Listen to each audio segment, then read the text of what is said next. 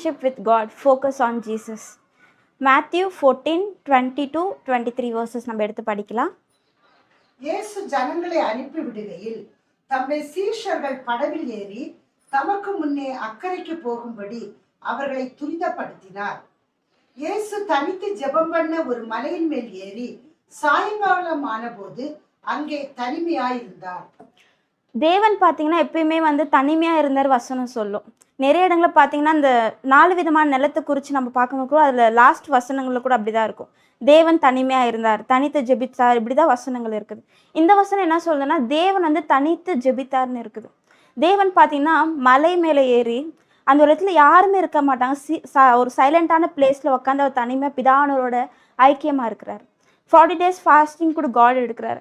அப்போ கூட ஒரு மலை மேலே பார்த்தீங்கன்னாக்கா அந்த 40 day ஃபாஸ்டிங்கில் கூட பைபிள் மெடிடேட் பண்ணுறாரு, பிதானவரோட தரித்து இருக்கிறாரு.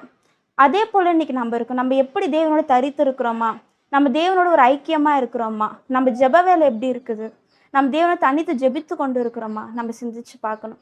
அதே Matthew 14 சாப்டரில் பார்த்தீங்கன்னாக்கா 23 அடுத்து 33 வரையும் காட் பார்த்தீங்கன்னா இந்த புயல் வருது. புயல் வந்தோடனே அந்த படகு அளவுப்படுது. அப்போ அவங்க எல்லா சீஷர்களும் அந்த போட்டில் தான் இருக்கிறாங்க. அப்போ ஏசப்பா தூரத்துலேருந்து வர்றாங்க. இவங்க எல்லாருக்கும் அந்த தூரத்துலேருந்து பார்த்தோன்னே இது ஒரு பிசாசு பேயின்னு சொல்லி பயப்படுறாங்க. ஆனால் தேவன் கிட்ட வரும்போது தான் தெரியுது அது இயேசு கிறிஸ்துன்னு சொல்லிட்டு. ஆனால் படகுல இருக்கிறவங்க எல்லாரும் எப்படி இருக்கிறாங்க, பயந்து நடுங்கி கொண்டு இருக்கிறாங்க. நம்ம லைஃப் முடிஞ்சிடும், இதோட நம்மளுக்கு ஏதாவது ஆகிடும்னு சொல்லிட்டு.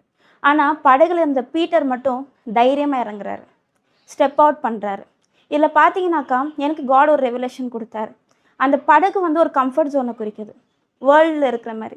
அந்த வேர்ல்டுக்குள்ளே இருக்கும்போது நமக்கு பயம், வருத்தம் எல்லாமே நமக்கு இருக்கும். அதே போல் தான் அவங்க வார்த்தையில் இல்லாத இருக்கிறாங்க அந்த சீஷர்கள். அவங்க அந்த படகுல இருக்கும்போது அவங்களுக்கு பயம், வருத்தம் எல்லாமே இருந்துச்சு. எப்படி பீட்டர் ஸ்டெப் அவுட் பண்ணுறாரோ நம்மளும் எல்லா விஷயத்துலையும் ஸ்டெப் அவுட் பண்ணணும். பீட்டர் பயப்படாமல் நேராக ஏசப்பா ஃபோக்கஸ் பண்ணுறாரு, ஃபோக்கஸ் பண்ணி நடந்து வர்றாரு. எப்போ அவர் ஜீசஸ் ஃபோக்கஸ் பண்ணுறதை கொஞ்சம் இது பண்ணுறாரோ அப்போ தண்ணியில் விழுந்து போகிறாரு. அப்போ அதே போல் தான் நம்மளும் என்றைக்கெல்லாம் ஜீசஸ் ஃபோக்கஸ் பண்ணாமல் இருக்கிறோமோ நம்மளும் அந்த ப்ராப்ளத்தில் விழுந்து போகிறோம். ஆனால் அந்த ப்ராப்ளத்தில் விழுந்து போகும்போது கூட தேவனுடைய கரம் தான் நம்ம கை தூக்கி எடுக்குது. அதே போல் தான் நம்ம எப்பயுமே ஆண்டவர் ஃபோக்கஸ் பண்ணிகிட்டே இருக்கணும். ஜோஷுவா 1:8 காட் சொல்கிறாரு, matter the word of God day and நைட்டுன்னு சொல்கிறார். கர்த்தருடைய வார்த்தையை இரவு பகலும் தியானிங்கன்னு சொல்கிறார். அப்போ நம்ம தேவனுடைய வார்த்தையை இரவு பகலும் தியானிக்கும் போது எப்படி நம்ம தியானிக்க முடியும்? தேவனுடைய வார்த்தை இரவு பகலும் ஏதோ ஒரு வசனத்தை எடுத்து கூட நம்ம தியானிக்கலாம். டே அண்ட் நைட் ஆண்டோட வார்த்தையை நம்ம மெடிடேட் பண்ணலாம். இன்றைக்கி நம்ம எப்படி இருக்கிறோம், இந்த பைபிள் ஸ்டடீஸ் எப்படி இருக்குது, அப்புறம் அது கீழே ஒரு ப்ராமிஸ் இருக்குது. எப்பயுமே ஒரு வசனத்தில் பார்ட் ஏ பார்ட் பின்னு இருக்கும். அது கீழே ஒரு ப்ராமிஸ் இருக்குது. என்னன்னாக்கா அப்பொழுது உன் வழியை நீ வாய்க்க பண்ணுவாயின்னு இருக்குது. அப்போ முதலாவது நம்ம ஆண்டோட வார்த்தை இரவு பகலும் தியானிக்கணும். அப்போ நம்மளோட வழிகளை நம்ம வாய்க்க பண்ணும்.